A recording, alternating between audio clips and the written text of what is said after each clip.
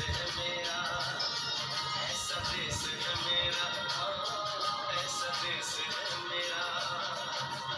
बोले पपीहा कोयल गाए, बोले पपीहा कोयल गाए, सावन घिर के आए। ऐसा देश है मेरा, ऐसा देश है मेरा।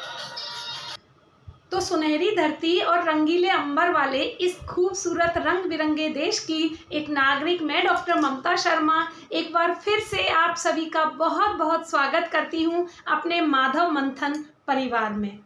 तो जैसा कि मैंने आपसे अपने पिछले वीडियो में वायदा किया था कि इस बार हम मिलेंगे दिवाली स्पेशल वीडियो में। तो कैसे हैं आप सब और कैसी चल रही हैं आपकी दिवाली की तैयारियां? उम्मीद है कि आप सब स्वस्थ होंगे और दिवाली की तैयारियों में जोर शोर से लगे होंगे। आज के इस वीडियो में हम सिर्फ दिवाली के सेलिब्रेशंस के बारे में ही बात नहीं करने वाले हैं। आज के इस वीडियो में होने वाली हैं कुछ ऐसी भी बातें जो ज़रूरी हैं हमारे समाज के लिए, हमारे समाज के लोगों के लिए, हमारे व्यवसायों के लिए, हमारे मार्केट के लिए और हमारी अर्थव्यवस्था के लिए। लेकिन आप चिंता मत कीजिए, मैं आपसे किसी सीरियस मैटर पर बात नहीं कर रही हूँ। मैं बात कर रही हूँ कुछ ऐसी हल्की फुल्की 5 आदतों के बारे में जिन्हें यदि हम इस दिवाली फॉलो करें तो हमारे समाज को, हमारी अर्थव्यवस्था को, हमारे बाजारों को उससे कुछ फायदे हो सकते हैं। अब चूंकि दिवाली जैसे बड़े त्योहार का मौसम है तो हम भारतीय खरीदारी करने की बात हो या घरों को सजाने की, कहीं भी पीछे नहीं हटते। तो क्यों ना हम कुछ ऐसा करें जिससे हमारे समाज को, हमारी अर्थव्यवस्था को भी इससे फायदा पहुंचे। तो आज हम बात करेंगे 5 ऐसी बातों के बारे में जिनको फॉलो करने से हम अपने के साथ साथ दूसरों की दिवाली को भी जगमग रोशन कर सकते हैं। तो इस बार दिवाली पर हमारा जो पहला प्रण हो वो ये हो कि हम इस बार जो भी खरीदारी करेंगे वो ऑनलाइन नहीं, हम अपने आसपास के दुकानों से, अपने आसपास के बाज़ारों से और अपने आसपास के लोकल लोगों से करेंगे ताकि इस बार उनकी अर्थव्यवस्था को हुए नुकसान की कुछ भरपाई हो सके। मोदी जी का भी दिया हुआ यही मंत्र है, लोकल फॉर वोकल। तो क्यों ना हम इस बार अपने लोकल लोगों को, अपनी दुकानों को और अपने बाज़ारों को अर्थव्यवस्था के कुछ उत्थान की तरफ अपनी खरीदारी के जरिए लेकर जाएं। आप लोग सोच रहे होंगे कि मेरे एक अकेले के खरीदने से क्या होगा, लेकिन एक एक बूंद से ही घड़ा भरता है और हर नागरिक का दिया हुआ पैसा हमारी अर्थव्यवस्था को ऊपर ले जाने के लिए बहुत बड़ा योगदान देता है। तो आइए ये प्रण लें कि हम जो भी खरीदारी करेंगे वो अपने आसपास की दुकानों से और लोकल लोगों से ही करेंगे, ऑनलाइन खरीदारी कम से कम करेंगे। हमारा जो दूसरा प्रण हो वो ये हो कि हम चाइना का माल खरीदने की बजाय अपने लोकल दुकानदारों से माल खरीदेंगे।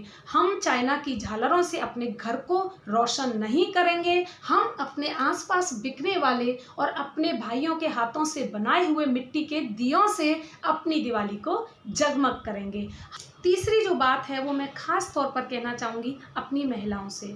दिवाली की सफाई करते वक्त बहुत सारी ऐसी चीज़ें हमारे हाथ आती हैं जिनको हम इस उम्मीद में वापस रख देते हैं कि ये कभी न कभी काम आएगी, लेकिन दुख की बात यह है कि वो कभी भी काम नहीं आती। लेकिन बहुत सारे अभावग्रस्त लोग उन्हीं वस्तुओं के अभाव में अपना जीवन काट रहे होते हैं।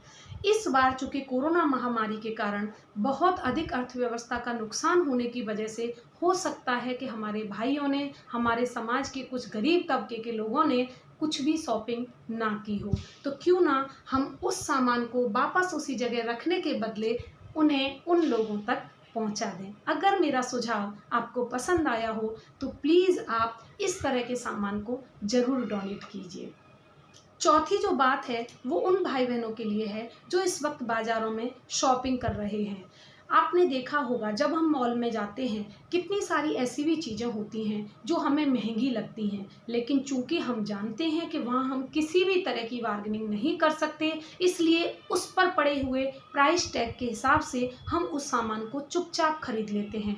लेकिन जब हम अपने लोकल मार्केट्स में जाते हैं तो उन्हीं चीज़ों के लिए उनसे कम दाम होने पर भी हम बार बार बार्गेनिंग करते हैं और बड़े खुश होते हैं कि हमने ये सामान बहुत कम रेट पर खरीद लिया। लेकिन कई बार सामने वाला वाला जो हमें बेच रहा होता है, हो सकता है कि उसकी ये मजबूरी हो, रात का चूल्हा जलाने के लिए घर में पैसे ना हो और वो इसी मजबूरी में आपको वो सामान कम पैसे में दे रहा हो।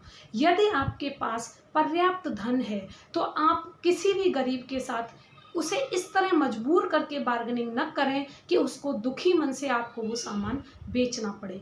अगर हो सके तो अपने लोकल दुकानदारों से, फल वालों से, सब्जी वालों से, दिए वालों से या छोटी मोटे सामान बेचकर जो अपने घर की आजीविका को चलाने की कोशिश कर रहे हैं, उनसे सामान के पैसे कम करने के लिए झगड़ा करने की बजाय उनको 10-20 रुपये खुश होकर ये कहकर दे दें कि इन पैसों से आप अपने बच्चों के लिए दिवाली पर पटाखे खरीद लीजिएगा।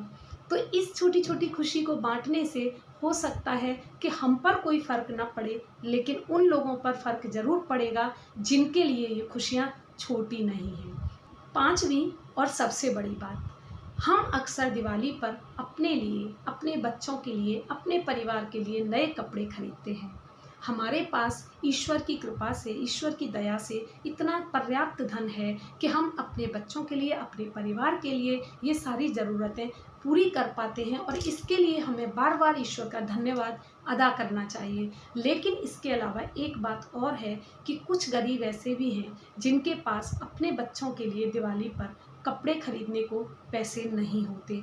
और इस कोरोना महामारी में तो ख़ास तौर पर ये समय ऐसा है जहां लोगों के पास अपनी आजीविका के लिए बहुत ही कम साधन बचे हैं। तो क्यों ना कुछ ऐसा किया जाए कि जब हम अपने बच्चों के लिए नए कपड़े खरीदें तो हमारे आसपास में यदि कोई गरीब परिवार हो तो उनके बच्चों के लिए भी हम एक जोड़ी कपड़े खरीद कर गिफ्ट कर दें।